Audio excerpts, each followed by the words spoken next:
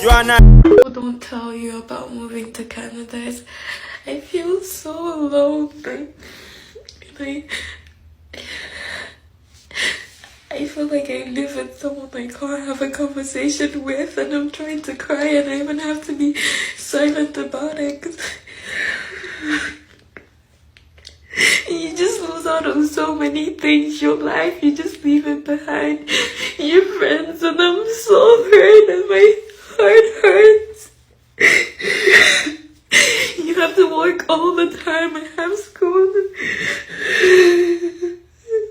I'm so sad.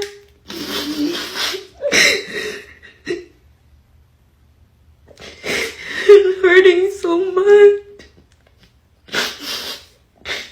I don't have any friends.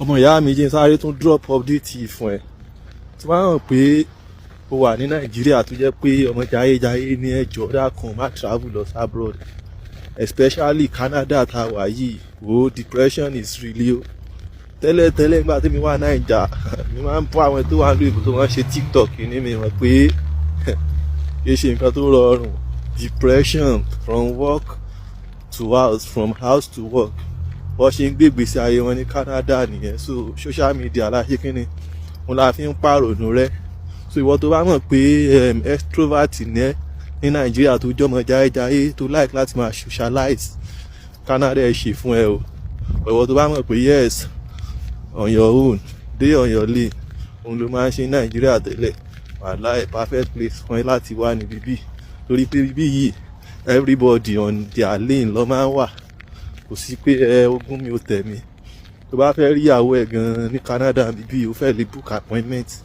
pàdé mi tá a jọ wọlé níjọ́ kan náà pàdé mi jí di street kẹta síbi tí mò ń gbé ló ń gbé àti ìfojú kanra láti last year tí máa sọ fún pé ọ̀rẹ́ báwo ni ibo ló wà ó máa lóun wà ní shift pàtó náà bá pè mí pé ibo lèmi náà wà ní èmi náà tún ti jáṣẹ́ mọ́ra o kò ṣeré ní Moscow ni mo máa ń gbọ́ tẹ́lẹ̀ mi mọ̀ pé kò ṣeré ní Canada gan tún wà o ẹ wò iṣẹ́ ló ń ṣe bíbí kì í ṣeré o ṣáà bí mo yẹ dàbí eléégún bí mo yẹ dàbí Portable kò sí wàhálà ọmọ ìyá mi mo ní kí n ṣe kí ni mo ní kí n jẹ́ ẹ̀tàn ni. Abroad is very depressing. I'll tell you this with my full chest. Based on my calculation statistics and the things when I don't see, because I've moved around, abroad is very depressing. This place be like graveyard in the glass house. When we see from outside, from distance, na glass house you dey see. Until you enter, you no go know say this place is a graveyard. Lonely and depressing. Mental stress. A lot of your people are battling with depression. They get people, but the blessing they not get anybody because this place is driving a lot of people crazy, frustrating a lot of people. How will somebody come abroad in his 20s and in his 30s, he never see paper? Many never even born, they never even marry. They had plans for their life, but abroad later plan for them. Those people who had targets, say, I want to do, let's see, within 6 months. Abroad just they look you, they laugh because you don't know what you they do. A lot of people are still regretting why they left home. They thought they could leave home to feed home. As I speak with you, many of them never feed themselves. I tell you this based on what I don't see you. This place be like secret court. If you never enter, you're not going to know idea. Before this time, they say once you come, if you make comment, those on our story. Enter first, make you see and say you are on your own. OYO. This place is a battlefield. That's why if you get loved ones for abroad, when they try for us. Sometimes when your own bad food stuff, say bros, mama, take. You say just to try, but you're not going to do them. See what your people they go through for you, they're not going to tell you. That's why sometimes this bone of contention will say, if you don't tire you, then you come back. See, if you're not going to know how they be, sometimes you need to wear the shoe, then you know how they be. A lot of your people are losing their mind already. A lot of your people are losing their mind already. This place is depressing, lonely, frustrating. I don't know what other words I'll use. That's why once your fowl start to lay egg for abroad, not lay all those eggs on one basket. This will not be advice now money. Not lay all those eggs on one basket because this place go break you before they later make you or your own don't finish. Your body don't finish. Now the body pain, I don't feel reveal everything for you, but the word supposed to be enough for the wise. Guide yourself, not to say, not tell you. I beg.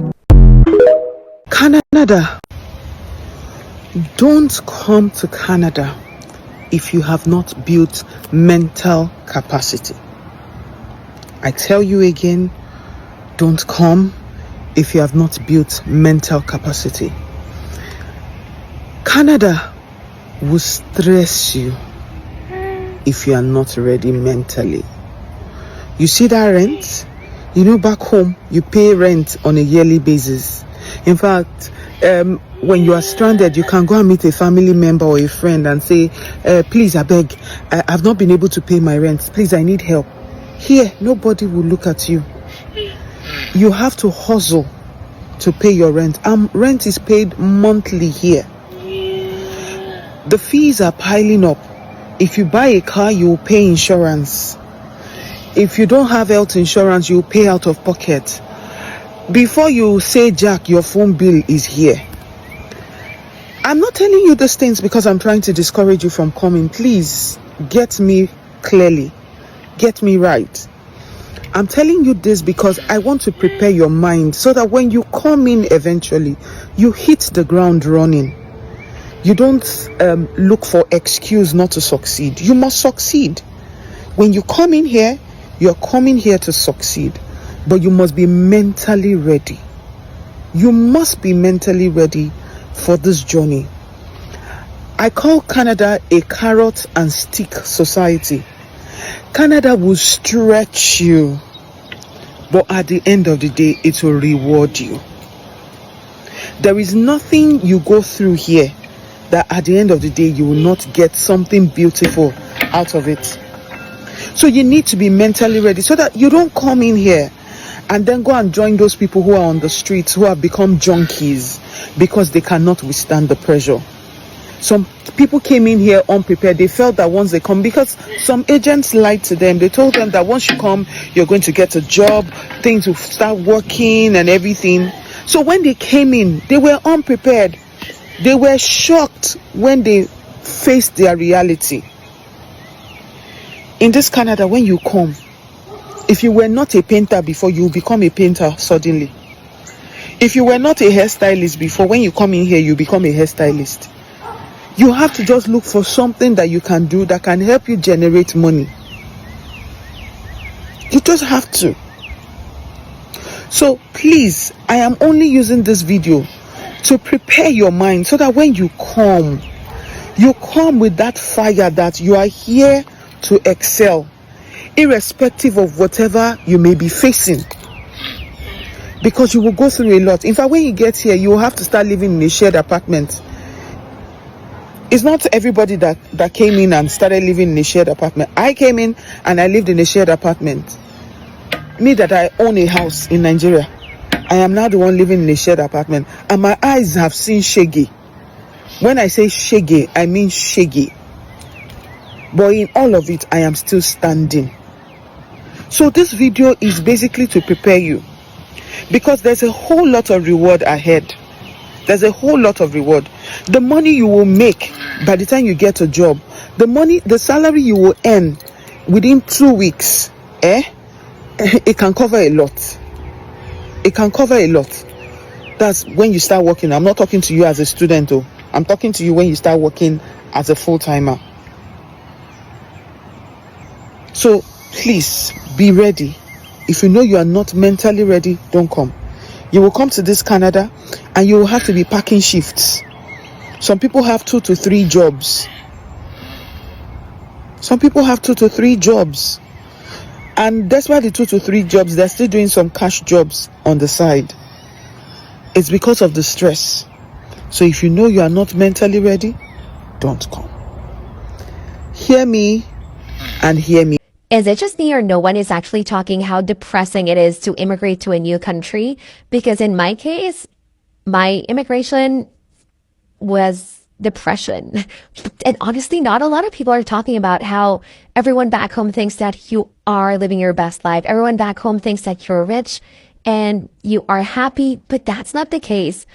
For my entire life, I've lived back in the Philippines with the people that I love and I treasure. I don't have them here. I don't have my friends here. I don't have my family members here. I'm on my own. And I think that's the hard part, especially on your first year. So you don't have anyone to relate with. And that is why I made this TikTok, because I want to make everyone feel that it is depressing, but it can also be fun as long as you have someone that you can relate with. And that's technically it. Immigration equals depression, but I'm here to help you, girl. Bye. I cannot be the only person in Canada that literally hates it here. Like, bro, what the fuck? You can't afford anything. Inflation is ridiculous. Food is fucking ridiculous. Like, unless you have 3, 4, 5, 6, 7, 8, 9, 10 jobs, you're not making no fucking money. We don't have no fucking real creator apps for influencing in fucking Canada. Like,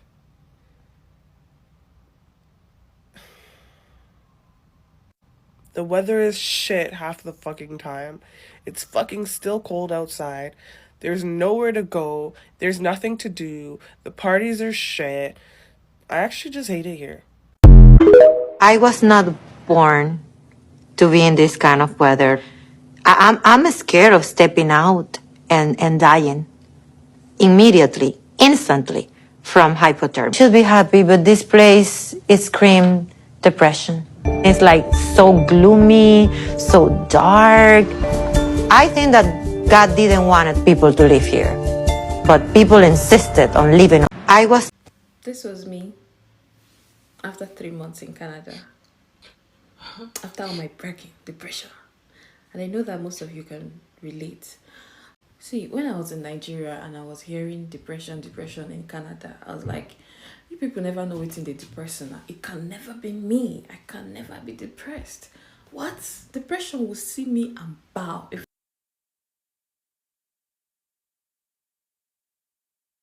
So from what I noticed, there are basically two things that can affect your mental state in this country. And the first one is the fact that you just entered and you don't have any job. And you're seeing your bills and your bills are seeing you. Your bills will sit you down and tell you, I will deal with you. And you look left, you look right, there's nobody to help. There's nobody to talk to. Your landlord is already reminding you that the next rent is coming up. Food, groceries, rent are paid monthly. And there are no jobs and you're applying. Trust me, no matter how strong, mentally strong you are, it will shake it a bit, right? Especially in a country whereby you don't know anyone. You can't just call somebody and be like, guy, I feel squat with you for 2 weeks. Nobody will do that. There is this fear that comes with it. And the second one is loneliness. There is this thing, coming from a country whereby everybody eats together. Like there is this communal living from where you're coming from and you're already used to it, right? So when you live that society whereby everyone got each other and everybody cares about each other genuinely, and come to a place whereby nobody sees you, even if you buy in your room for months, nobody will know because everybody is on their own, no friends. And there is something Nigerians do. Whenever we come to Canada, we blend in so quickly into their way of life. It's good because I see a lot of Nigerians become law-abiding, good, calm-headed. In all the rasness of Nigeria, they drop it. And they come here and they become the most law-abiding citizen of the. I like it though. But then they learn everything there is to learn. You see a fellow Nigerian will see you and be like, they learn the bad, the good, the ugly. You see a fellow Nigerian, and I'm sure that one is also complaining of loneliness and depression. Come on to say hi. They'll be looking at you with bombastic side eye. And that same person, that'll see a fellow Nigerian, instead of you to hug them and grab them, will go and be complaining of depression after avoiding your fellow Nigerian because you want to learn the ways of the white people. Why don't? Anyway, after all said and done, there are so many Nigerian communities you can join. That was what I did, and it helped me. A lot of Nigerians create communities on WhatsApp, Instagram. They throw parties. That's where you meet fellow Nigerians and you bond. I would advise that you join such group. Go out, mingle. When you see your fellow Nigerians, say hi, collect number, call, meet up, go to the same church, hang out. Leave these people and their individualistic life. They are used to it. They were born with it. And that's, some of them are even struggling with it, because one of their major issues most times is depression. They're always complaining of depression. So you cannot come and see the way they are living and come and want to think you can live like that as well. No, we are not meant to be like that. We are meant to have this communal living. That's how it is where we're coming from. You cannot come and start avoiding the whole world because that's what is obtainable here. Right? Just be careful, but make friends, go out, join communities. There are a lot of them on WhatsApp. If you want to know some of them, I can give you a link to join. They'll throw a lot of passes back to back. And for the job part, that is a phase.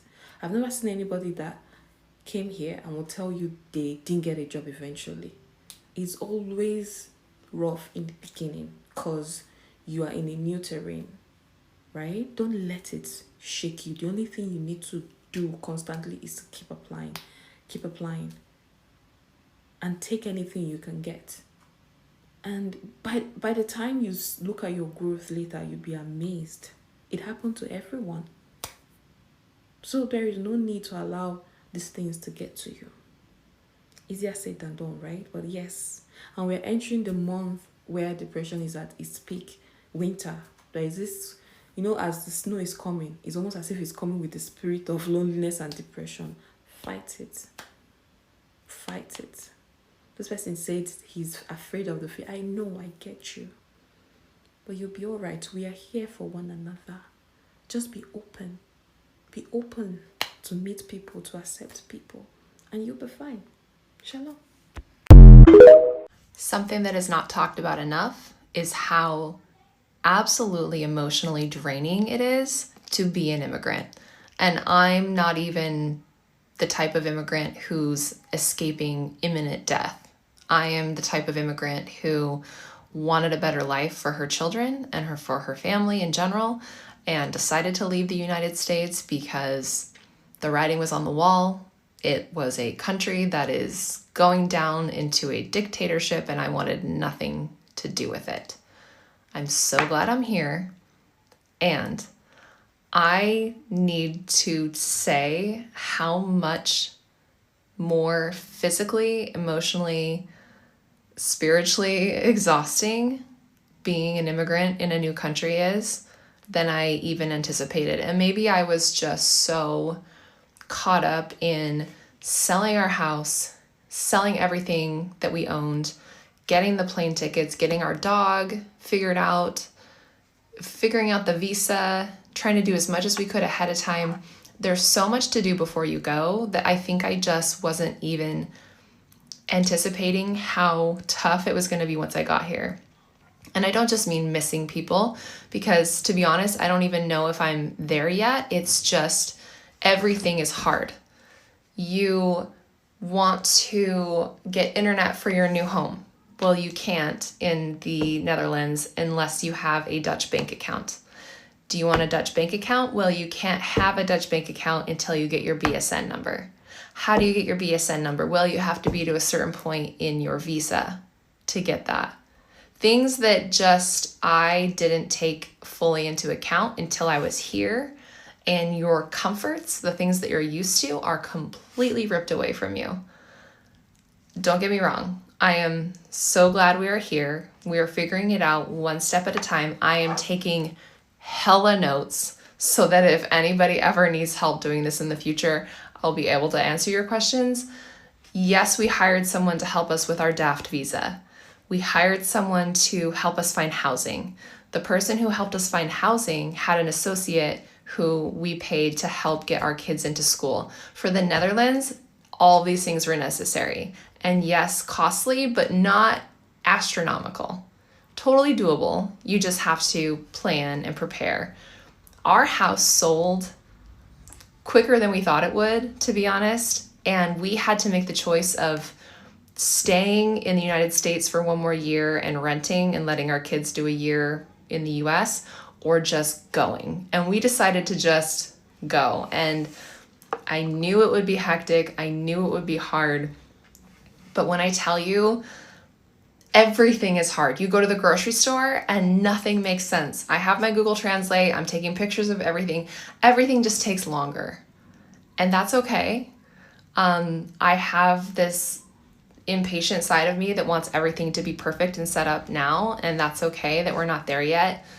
But if you're thinking about leaving the country, just try to spiritually prepare yourself for the fact that it's going to be very hard and it's going to test the limits of every single part of you. And it's okay. And I'm trying to find community of other expats on here. So if you are another expat, reach out. But yeah, I have had several breakdowns and I'm still standing. So I guess that's a good thing. If you're doing good back home, like don't step into Canada. Like Canada is at the worst right now. So What's your name? Abby, Are you from Vancouver? I immigrated 6 years back. What is your experience with finding connection in Vancouver? I immigrated as a student, right? So I had like college friends, but definitely as soon as the college just finishes off, people just depart. And then you have work friends, which are basically only at the work, but nowhere after the work. What's your job? Child and youth support worker. What does that entail? Look after the kids who are, like kind of addicted to explicit drugs. Oh, wow. And then they have like different psychological, mental disabilities. What's one thing that you would change to make Vancouver a little bit of a nicer place to live? If I had a magic wand at the present moment, I would just like trying to get a home for myself because really? right now I don't have a home. I had a conflict with my roommates, so it just went out and then they just kicked my stuff out, and then in the middle of the month I'm not able to find a place to accommodate myself. So I have my stuff at one of the person's place. He just lets me use his washroom and take shower and stuff, and then I just head out. And then I had to sleep on the bench or somewhere out. And how long has that been for? Probably a week now. And then where do you find like a spot to crash usually? I just crash anywhere, man. Like in a cafe, I just like head down myself, or like I just go to the park where nobody sees me, and then I don't want people to see me like laying down like that. Do you have a final message that you want to say out to anybody at all? Immigrants to Canada, I would only say that if you're doing good back home, like don't step into Canada. Like Canada is at the worst right now, so you don't want to get into worse. Yeah, fair enough. Thanks for your honesty. When I came here, I didn't know anyone. I didn't have any family or friends. Obviously, I'd never visited the country because I was undocumented in the US. And at the same time, I was trying to navigate grad school while dealing with my 10-year bar, while dealing with the fact that I left behind my family and friends, feeling incredibly guilty, feeling incredibly selfish, while trying to figure out if I was going to be able to stay in Canada after I graduated, wondering if I had really gambled my life away, wondered if I should start looking into what my life is going to be like in Mexico if I can't stay in Canada, wondering if I was going to always feel this alone and lost, having to navigate and figure things out and how to be a young adult in Canada on my own, feeling like there was no one for me to talk to because I didn't want to worry my family and friends, feeling like the weight of the world was on my shoulders while trying to navigate on one side the joy of no longer being undocumented, but at the same time the uncertainty of my future in Canada. It was hard. When I came here,